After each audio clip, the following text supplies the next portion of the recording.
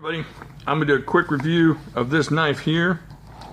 This is a sweet budget flipper. This is the Eafengrow Moon Knife. It's a tactical hunting folding knife. That's what it says.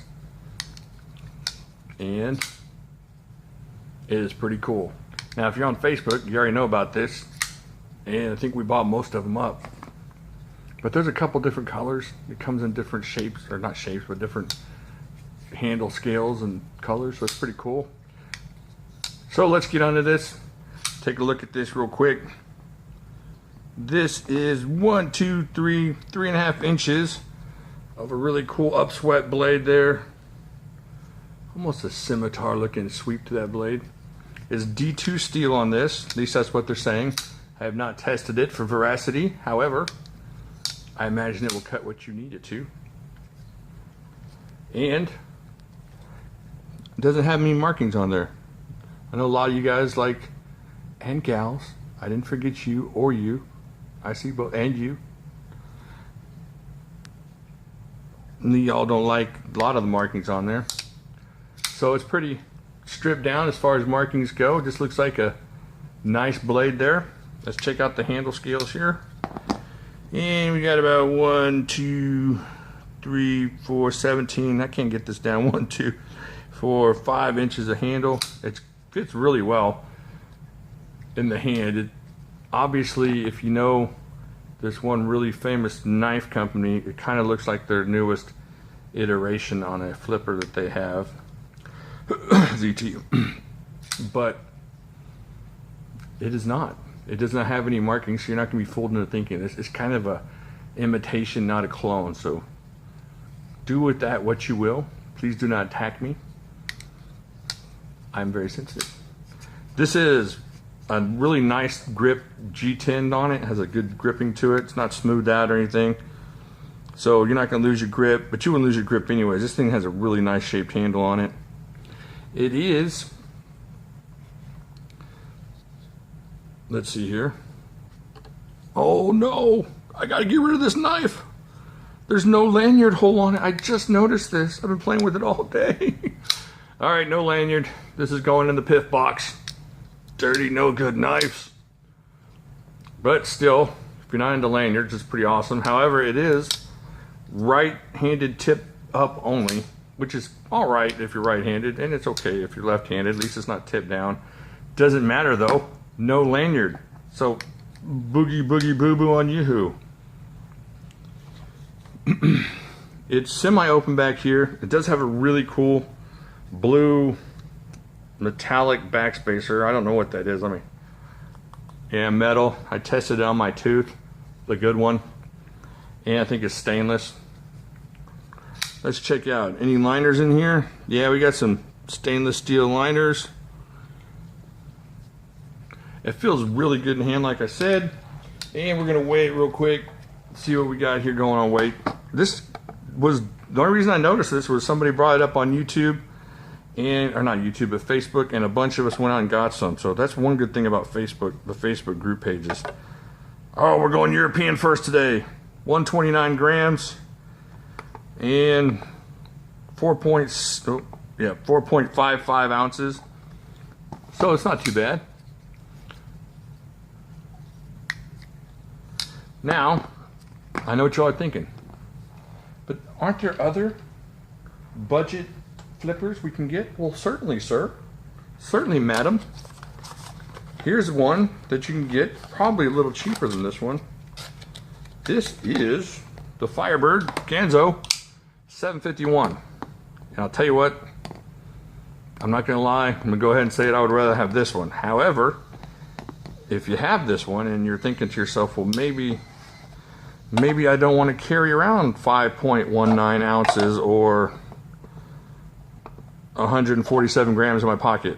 That extra 0.6 is bothering me. Then grab you one of these. This is right up there. As far as quality wise, it feels very similar. It's not lesser quality. The gripping's actually very similar. This one's just a better flipper, I think. That's my opinion. But that doesn't make this one bad. I think this one's a better deal. I think But this was not a bad flipper, especially if you have one of these and you're looking for something a little different. It seems like the Ganzo flipper has a little more substantial liner lock there, maybe. But unless you're turning this into some kind of weird hammering backwards weapon, it's not gonna really come into consideration for lock failure. This thing's got really good lockup right there. You can tell it's got a pretty early lockup. It's not loose or anything. Check this out. It's not wiggling. No lock rocker back and forth on that. So, but man, it's hard to beat this. And I'm playing with somebody's knife. Yeah, you won this. I have not mistreated it. I only opened it several times. I'm putting it back in its box. Quit looking at me that way. I know, I'm sorry. Look, it's back in the box now. It's going to sleep. I apologize. I'll send you an extra lollipop. All right, now we did get into these flippers this week, and this is still king of the kiddie pool. This one's awesome. If you don't have one of these, you should go get one. It's right in the same price range as this and the other one, that one that's asleep now that we should not speak about because it's not mine any longer. This is the Comoran. Take which one of those you will and run with it. D2, supposedly. I have not tested the strength on that either. But it does take an edge. Takes a while to get that edge sharpened, but you can get that done pretty well. This thing came sharp as a razor. Now, the thing is, I'm going to bring out the box on this Ganzo here, this Firebird. Now look, you can get all of these for, let's just say, 75 bucks. 3 really nice flippers, 2 in D2, 1 in 440C, G10 on all of them. This one's smoothed out G10. And bearings on all 3 of these. For 75 bucks, you got all of those. Now you're thinking to yourself, well, maybe I want, something like this, a 562. And there's nothing wrong with that. I know I've said this before. There's nothing wrong with having a 562. But, and this is nice steel. L-Max, top of the line kind of steel. Very good. But for most people, they don't need L-Max steel. Now, I like knives. I collect knives. I know a bunch of y'all do too. And there's nothing wrong with that. But I collect budget knives just as much as I collect some, higher end knives or decent knives. These, and I'm going to be honest with you again. I've played more with this knife this week than I have any knife in my collection. For the last however many days I've had this. What is it? 8-9 days we've gotten into these. This is the one I flipped the most. This is the one I've been opening packages with. This is the one I've carried a couple times, and on a consistent basis, this is the one I find in my hand. It's easy to close, easy to open, and it cuts very well. So, this is not a bad knife. It just stays in the box, and I'm not afraid to use it. I'm just not sure what I want to do with it. These knives, I'm not worried about reselling or getting somebody else to take and have some good deals with, because they're already good deals. What am I going to do? Sell this for $3, $2 and try to get my money back? No. No, I'm thinking every time I pull this one out, what if this blade chips, or what if this goes wrong, or is this going to be my knife permanently? And that's what's always in the back of my mind with a higher end blade.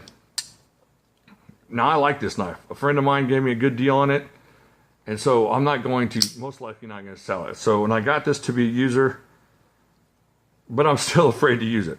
Just for that very reason, what happens if I want to sell it? These are not that kind of way, and it's pretty cool to have knives like that. And for the most part, outside of our circle, if I handed you this and said, hey, this knife cost me 75 bucks, what do you think? That person's going to say, oh, yeah, I can see 75 bucks in that.